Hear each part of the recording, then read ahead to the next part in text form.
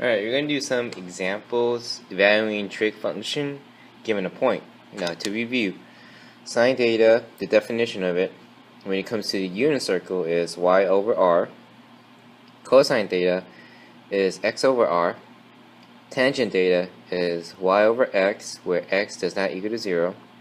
Cosecant theta is r over y, where y does not equal to 0. Secant theta is r over x, where x does not equal to 0. Cotangent theta is x over y, where y is not 0.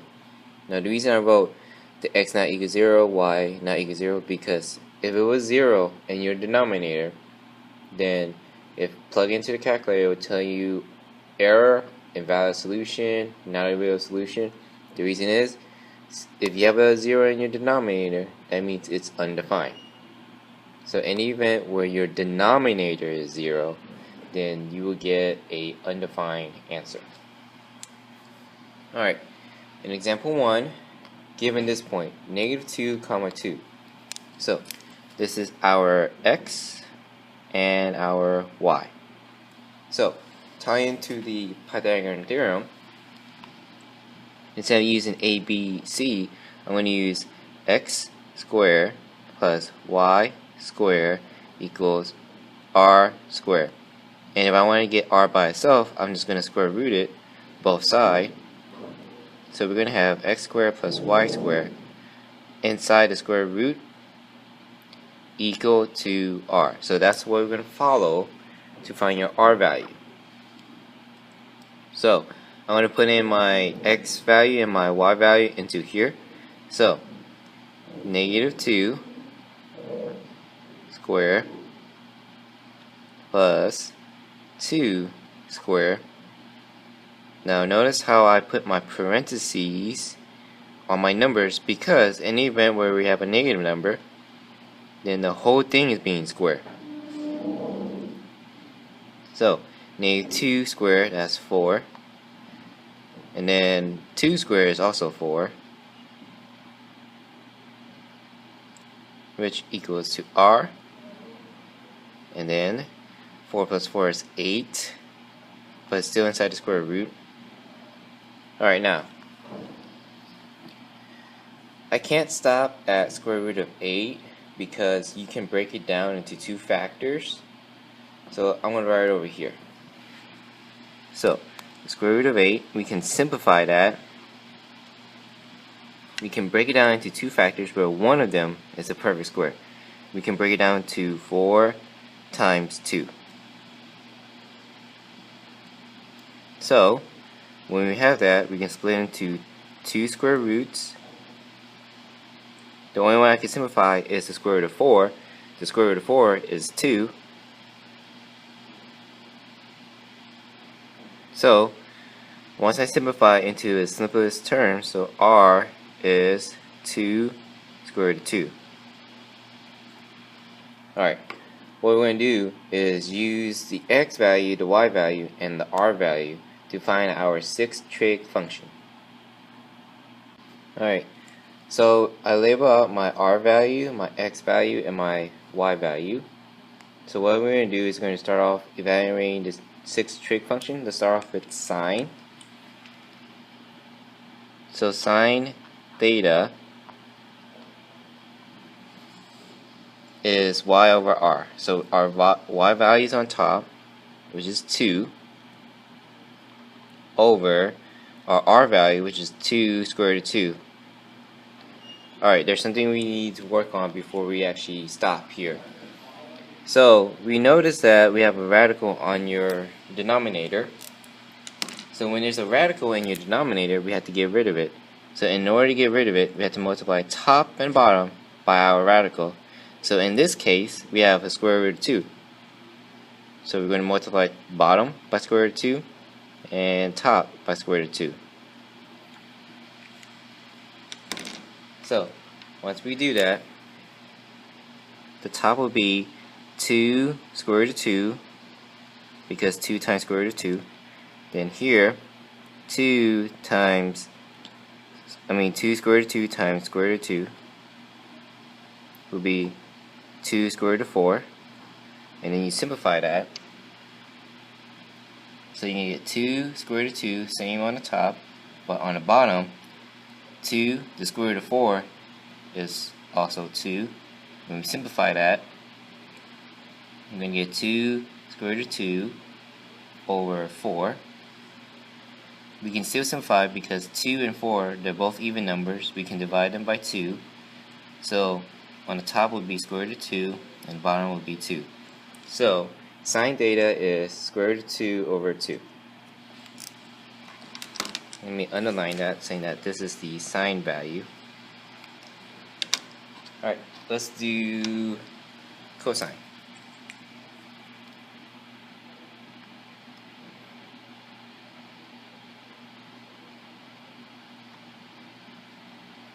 Alright, cosine is x over r. So my x value is on top, so negative 2 over 2 square root of 2, which is our r value. So again,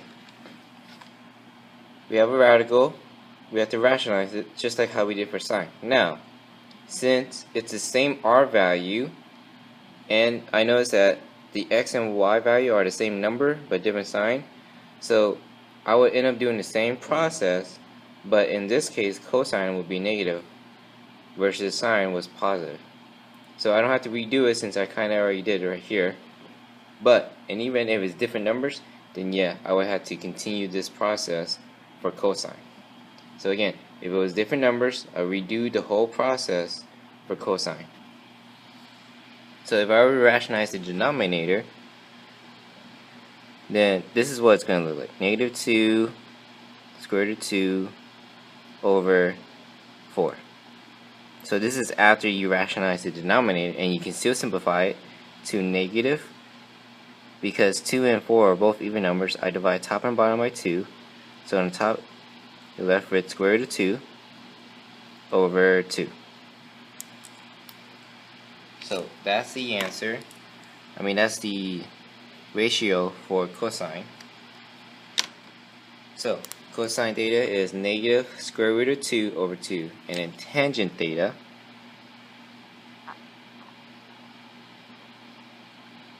the definition is y over x. So y is on top, positive 2. My x is on the bottom, so negative 2. We can simplify that. 2 divided by negative 2 is just negative 1. So that's the ratio, or the answer for tangent theta. So sine theta is square root of 2 over 2. Cosine theta is negative square root of 2 over 2. And tangent theta is negative 1. Alright, now we're going to move on to doing cosecant, secant, and cotangent.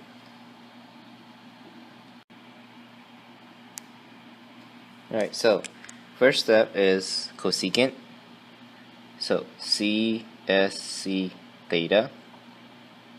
So the definition is r over y. So on my top will be 2 square root of 2 over my y value, which is 2. Now we can simplify that because we have a 2 on the top, we have a 2 on the bottom. They're both even, so we can simplify it by dividing by 2. What we have left is square root of 2 over 1. We can still simplify that just to square root of 2. So that will be our answer, our ratio for cosecant theta. Now we're going to do the same process for secant theta, SEC. My r value on the top, so 2 square root of 2 over negative 2. We can simplify that, they're both even. We're going to have square root of 2 over negative 1. We can still simplify that to negative square root of 2. And then that's our ratio, our answer for secant theta. Alright, next and lastly, we're going to do cotangent. So cotangent theta is simply x over y. So my x value is negative 2 on the top, my y value, which is 2, on the bottom. We can still simplify it. Negative 2 divided by 2 would be negative 1. And then that is our answer, or ratio for cotangent theta. So to review, cosecant theta, square root of 2 positive square root of 2 because we can simplify the 2's. Secant theta, it's negative square root of 2 because your denominator was negative or our x value was negative. And then cotangent theta is negative 1 because we had negative 2 divided by 2. Okay, so in our second example, we have 0, comma, square root of 3. So here is our x value and our y value.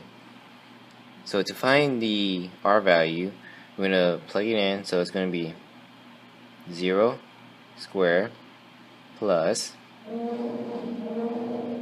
the square root of 3 square inside the big square root, which is r. So it's going to equal to r. Alright, so we're going to work it out. So 0 squared is just 0. Now, in this example, we had one of our xy value where it's the square root of a number. In this case, square root of 3. So if I want to work it out, I'm just going to write out the work. So square root of 3 times square root of 3. Again, being inside the whole square root. When you have square root of 3 times square root of 3, that's simply going to be the square root of 9. We still have the 0, and we're still inside the big square root. And then when we simplify the square root of 9, it will be just 3. So 0 plus 3. And then 0 plus 3 is just 3, still inside the big square root, and we can't simplify that, so this will be our r value. Alright, so in the event where one of your x and y value, or some cases if both your x and y value are square root of numbers, you would follow the same process as shown here. So we plug in the x value, we plug in the y value. In this case, the y value was square root of 3. When it's squared, it means square root of 3 times square root of 3, which became square root of 9. And then when we simplify square root of 9, it became 3. But keep in mind how these numbers were still inside the big square root.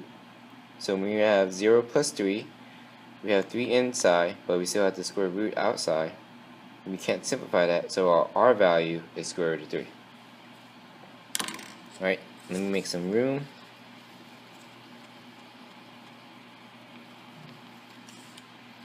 So, again, x is 0, y is the square root of 3, and r is also the square root of 3. Alright. So, first one is sine theta.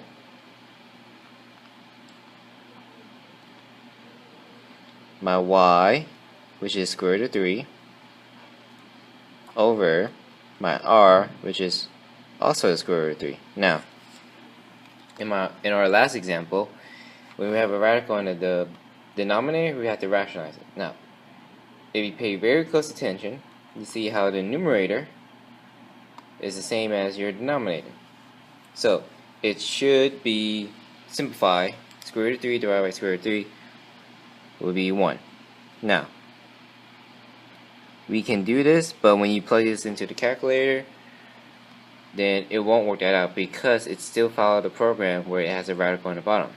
But let me show you the work. So say we have that same ratio, square root of 3 over square root of 3.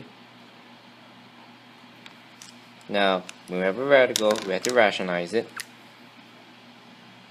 So we're going to multiply the top by square root of 3 over square root of 3, which we're going to multiply to the bottom. When we multiply, square root of 3 times square root of 3 will be square root of 9 in your numerator. Square root of 3 times square root of 3 will be square root of 9 in your denominator. Square root of 9, 3. Square root of 9, 3. 3 divided by 3, which is 1. So, had you rationalized it, you would still come up with the same answer. But, looking at it, paying very close attention, oh, the numerator is the same value as your denominator, I can divide them into 1. But if you were to plug into the calculator, it won't work because it has to follow the program. It cannot have radicals in the denominator. Alright, so let's do the same thing for cosine.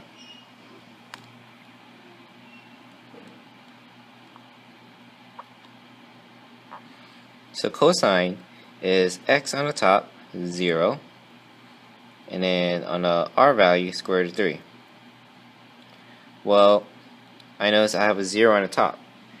So 0 being divided by any number whatsoever, whole numbers, fractions, or square roots with radicals, then it just be 0. So that's all you have to do. Now, if you were to plug in the calculator, you didn't really pay close attention to this, sure, you would rationalize it, and you still come up with the same answer. So let's work it out. So 0 over square root of 3. If you were to rationalize the denominator, you multiply top by square root of 3 and the bottom by square root of 3. So 0 times square root of 3 will be 0 in your numerator. On the bottom, your denominator, square root of 3 times square root of 3 will be square root of 9. And then when you simplify that, it will be 0 over 3, which will equal to 0. So even if you have a radical, we still came out with the same answer writing it out by hand. But in a calculator, it will be different. It will say error, invalid solution, invalid number, or non-real solution because we have a radical. So cosine theta is 0 and sine theta is 1. Let me underline that. And if we were to do tangent,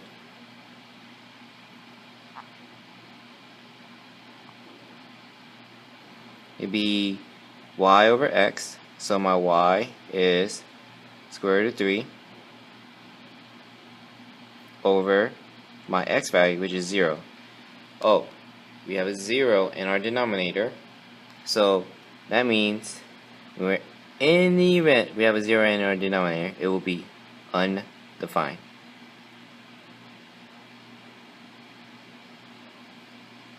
So that will be your answer for tangent theta. Alright, so here's the ratio is the answer for sine theta, which is 1, cosine theta, which is 0, tangent theta, which is undefined. Next, we're going to do cosecant, secant, and cotangent. Alright, continuing, we're going to do cosecant first.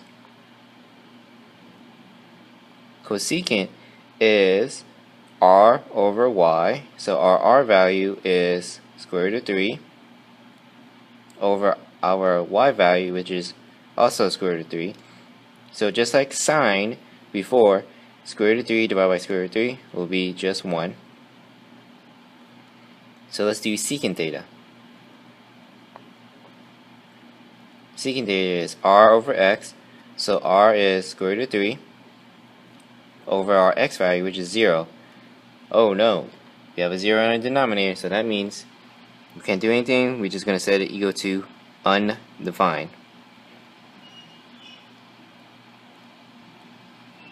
Next, and lastly, we're going to do cotangent. So cotangent is x over y, so x is 0 on the top, and then y is square root of 3. So even though we have a radical in our denominator, we have a 0 in our numerator. So anything being a 0 being divided by any number, it will be 0. So cosecant theta is 1, secant theta is undefined, cotangent theta is 0. So keep in mind I didn't do the same work as what we did for sine and cosine because I explained to it. You didn't have to do the whole process as long as you keep or be mindful of what you have in your numerator and denominator. Same thing as cosecant, secant, and cotangent.